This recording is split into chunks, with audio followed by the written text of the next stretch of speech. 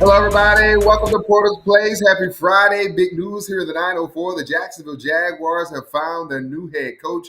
Liam Coen. Coen is the man the Jaguars have tasked with turning this organization around. Coen is the youngest head coach in Jaguars history at 39 years young. He is coming here from Tampa, where he was the offensive coordinator for the Tampa Bay Buccaneers. Did great work with their offense. Their offense ranked third in the NFL, but most importantly, the work he did with Baker Mayfield. Mayfield putting up career numbers in passing yards with about 4,500 touchdowns, 41 touchdowns, and he completed more than 70% of his passes. Coen released this statement that said, in part, becoming the head coach of the Jacksonville Jaguars is an opportunity of a lifetime and one that I'm going to run with to instill a championship culture and winning tradition here in Duval. He went on to say, this doesn't happen without the support and opportunities that my family and I have been afforded throughout my career, especially during the past season in Tampa Bay. We thank Todd Bowles for his continued support and the entire Buccaneers organization for the experience, and know they will have success ahead. As for Shad Khan, the Jaguars owner, he released this statement that said, in part, to repeat my message earlier this week, I am deeply committed to building a winner here in Jacksonville. I also believe in being judged by actions, not words. That's why I took swift and decisive action this week to hire Liam Coen as the new head coach of the Jacksonville Jaguars. I am pumped that Liam is accepting the challenge and opportunity to build a winner that Jaguars fans and partners fully deserve. I know our players will feel the same. All right, joining me now is our NFL insider, James Coleman, who, like myself, we've been following this ever since the team fired Doug Peterson back on Black Monday in January. James, first of all, your thoughts on the Jaguars hiring Coen? Well, I mean, we got a bright young offensive mind that clearly has bought into Trevor Lawrence. And that's kind of what you were looking for because you put the money behind Trevor. So that's obviously your quarterback for the future.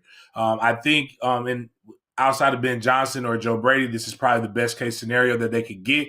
But the reality is we were looking kind of funny out there in these streets.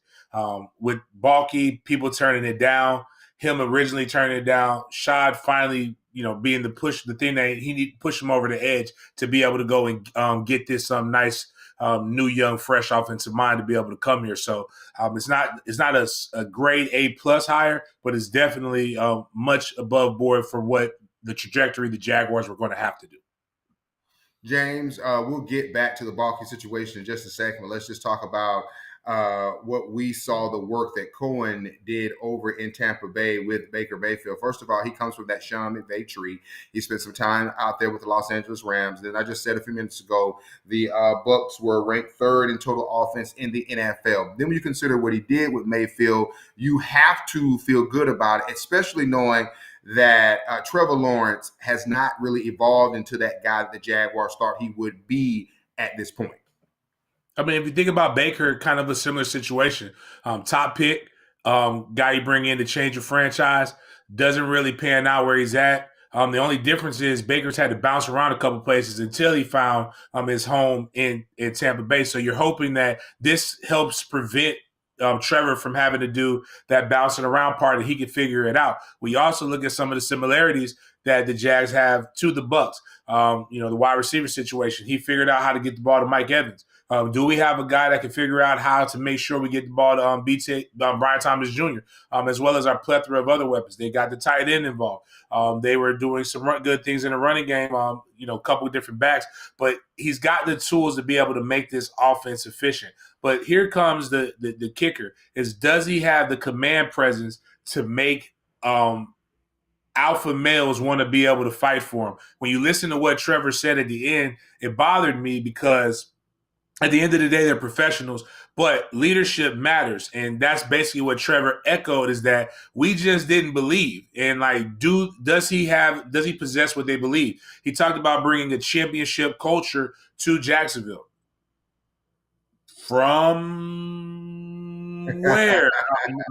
Again, that all sounds good, and I'm not saying he cannot do it, but how will he round out his staff? Because these guys are starved for some hard leadership that I probably feel either you should have got from a guy who's coming from a culture that has reestablished, which is why I like the Lions, or with some veteran presence. But he can make those things happen with his hires as a staff. James, you talk about culture, and we know that the head coach sets the culture in the locker room. You know that better than I. You played at Florida State. You had a stint in the NFL.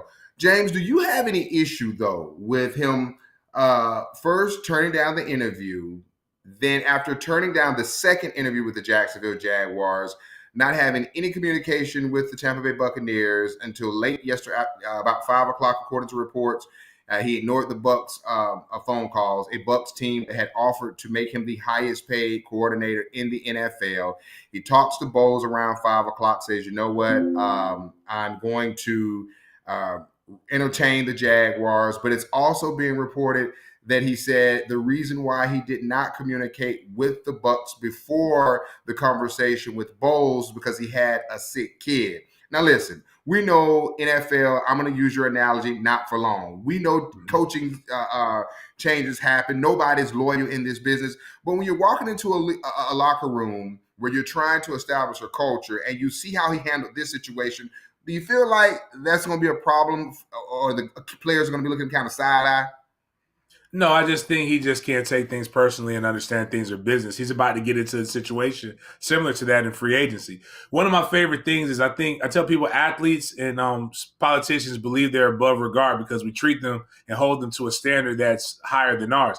I mean, I know a lot of people who don't went on job interviews and said that they was taking their kid to the dentist or the doctor or a field trip or something, and then next thing you know, they got a new job. They didn't get a 2 weeks notice. I would have liked him to handle it a little bit better, considering Todd Bowles gave him an opportunity. But at the same time, he needed to do what needed to be done. But I will say this: what makes me feel better about him is him turning down the second interview. And why do I say that? He turned down the foolery. The buffoonery. We've talked about it on this show with you before. I'm not taking this job if I don't think Trent Baalke is good and or I don't think he's going to be here after a year. So you would have to convince the head coach that he has comfort in the current GM or he brings in an assistant. That's backwards. Now, the strength and comfort in this job now is that you have to go find a GM that feels comfortable with you. And that means because Shad Khan hired you. The overall boss hired you. So there's no more stronger job security than what you're getting in now. And what's the whole purpose of becoming a coordinator? You don't become a coordinator unless you have aspirations and desires to be a head coach. There's only 32 of these jobs.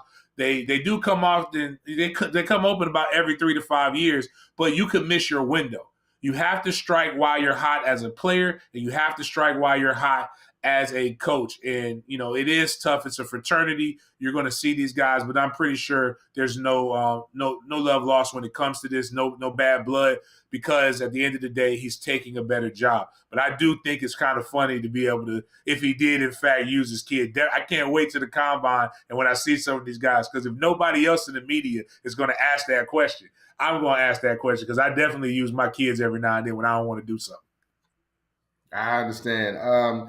James, we all know that after Shad Khan fired Doug Peterson back on January 6th, the question was, why is he hanging on to Trent Baalke? He said at that time during the news conference that to do an organization overhaul at that time would be suicide. You and I both know, number one, the fan base has wanted Trent Baalke out since the end of the 2021 season.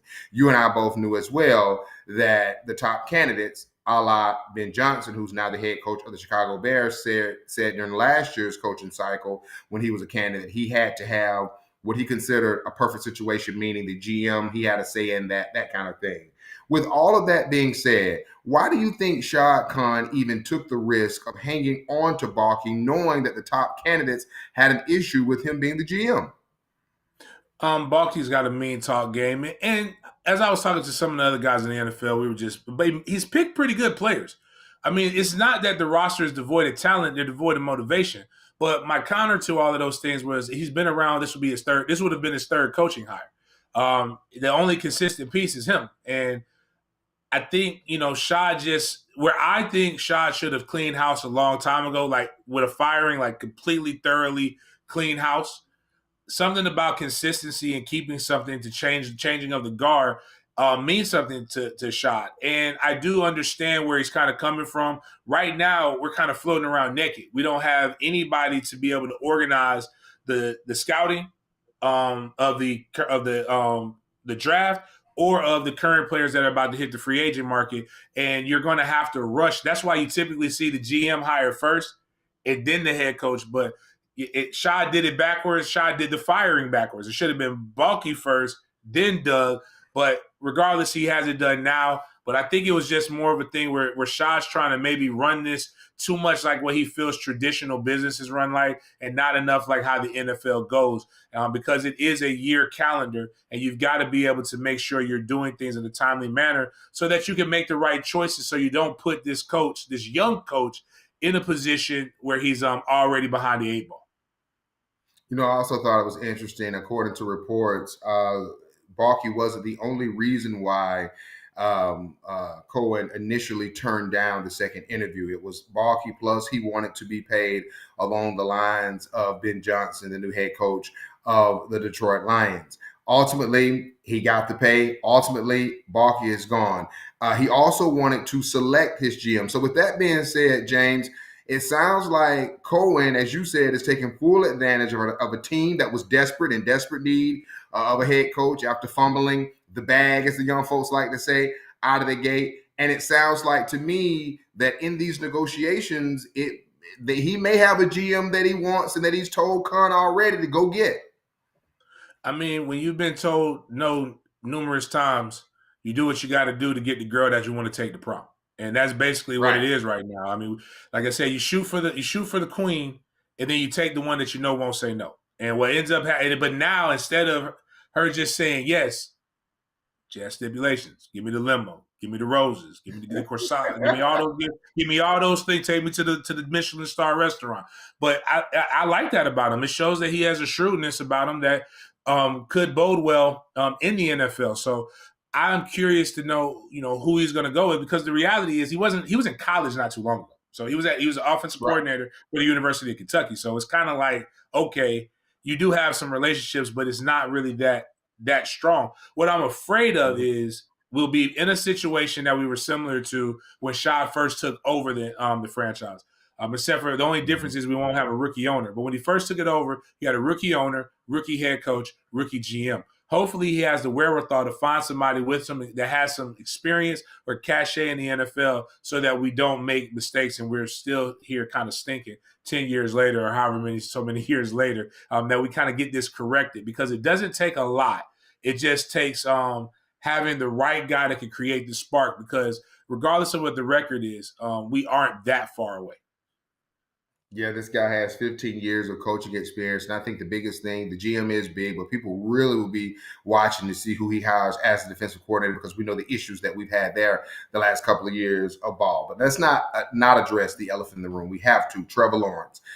He said after Peterson was fired that if he had it his way, he wanted an offensive-minded coach. He's got his offensive-minded coach. James, third coach in the last 5 years.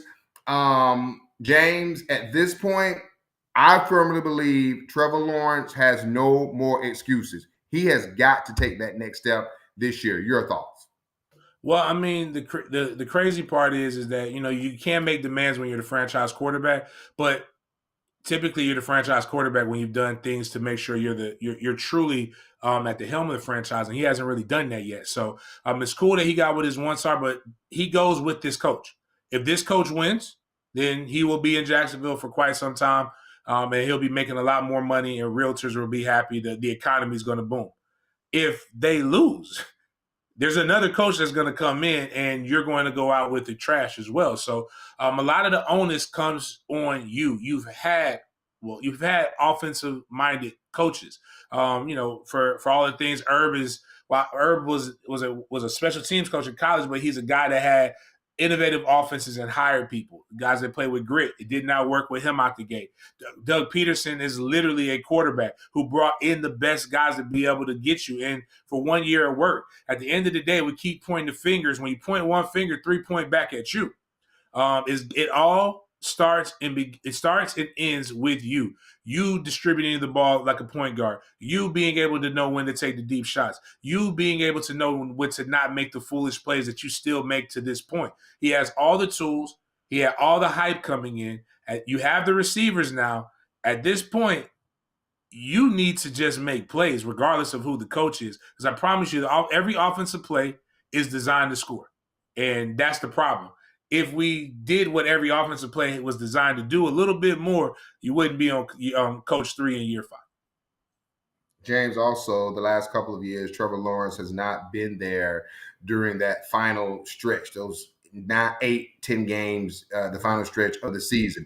Should we be concerned that Trevor's injury prone and is going to be one of those guys that you can't count on to play 15, 16, if not all 17 games?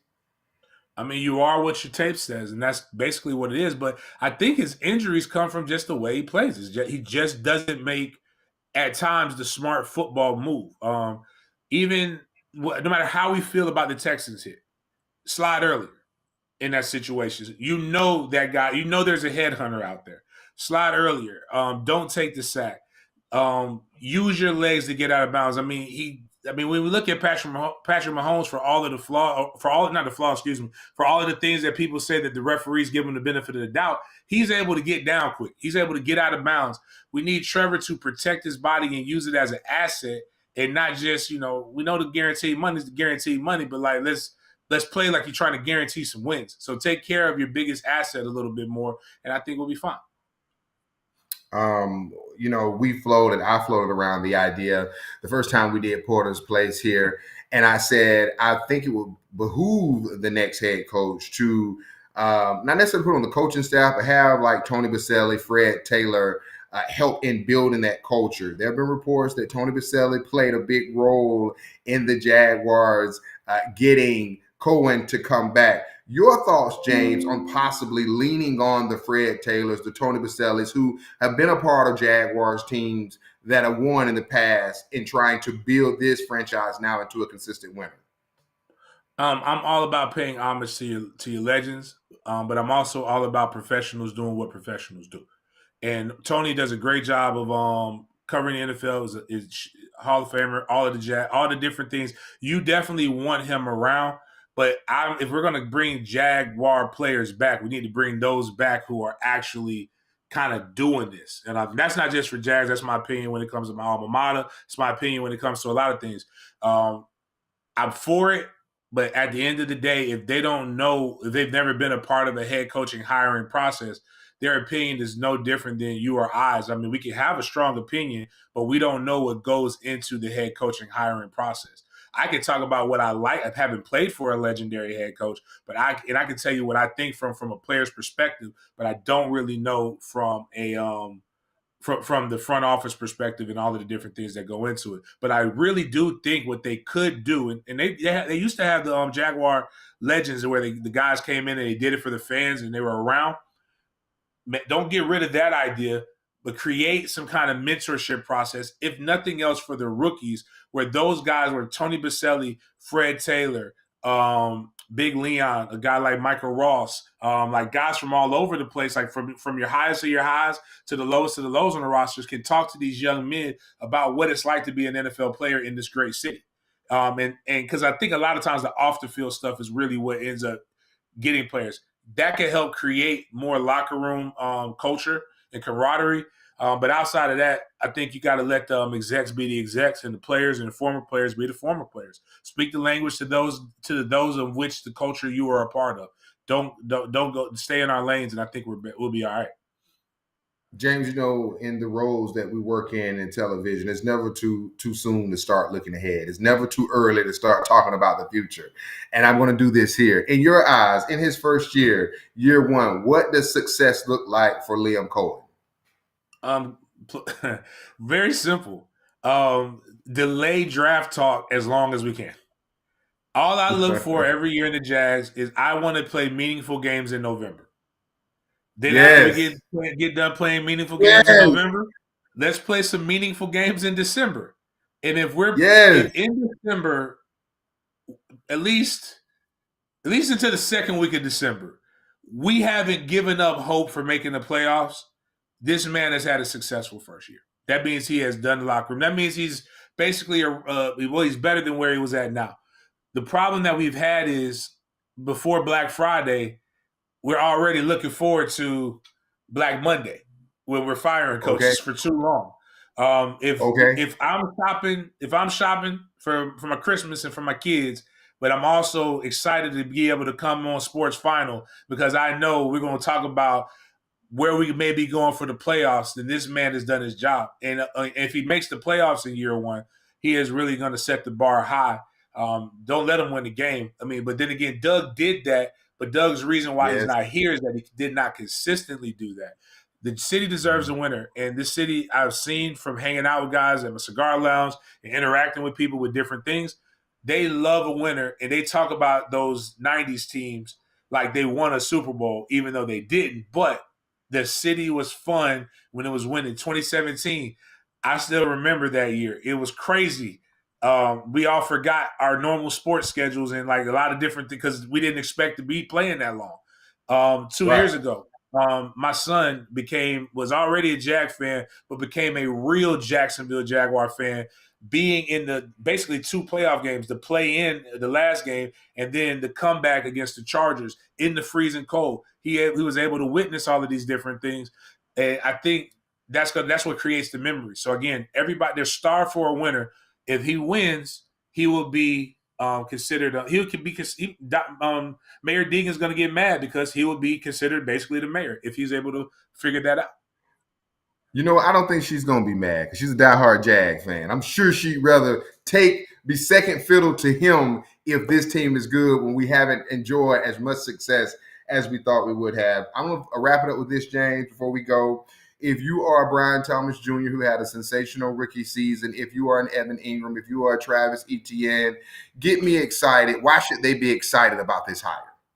Because again, you're coming to a guy who had the third ranked offense in the NFL, and you know he's going to try to push the ball down the field. If you're Brian Thomas Jr., you're seeing what he's doing with Mike Evans toward the end of his career, and you're in the beginning of your career. So you should, and you are different. You're a take the top off the defense type of guy. So you have a skill set that hasn't had necessarily. When you're Gabe, you see what he's done with with Mike Evans, and that's you. You're able to see these things. You know that he's going to take these wide receiver pieces and his running back, and they're going to be able to pair these things together and be able to make a happy marriage. And if he's able to do that in Tampa with Baker Mayfield, who was all but giving up hope on, with guys that have hope that you still feel you can squeeze something out of them, you feel he can maybe take you to that next level. And if nothing else, you'll be able to put up points. As long as you score more points than the other team, you're going to win every game. So that's the goal. And offense sells tickets as well. My Pro Bowler, my brother from another mother, our NFL insider, James Coleman. I love you, James. Thanks for jumping on here last minute. You know you're my guy, and I look forward to seeing you Sunday night on Sports Final, my friend. Yes, sir. All right, thank you, James. Again, the big news of the day, the Jacksonville Jaguars have hired Liam Coen as their new head coach, 39 years young. This is his first head coaching gig. He is the youngest head coach in Jacksonville Jaguars history. He has more than a decade of coaching experience, and he is the man who is charged with not only turning the franchise around, but in the process of doing that, making Trevor Lawrence actually evolved into that generational quarterback that many people said that he was coming out of the University of Clemson. Now the Jags have got to find a general manager, and we'll be following that as well. But the big story today, the Jacksonville Jaguars have a new head coach. That's it from Porter's Place. I'll see you guys later.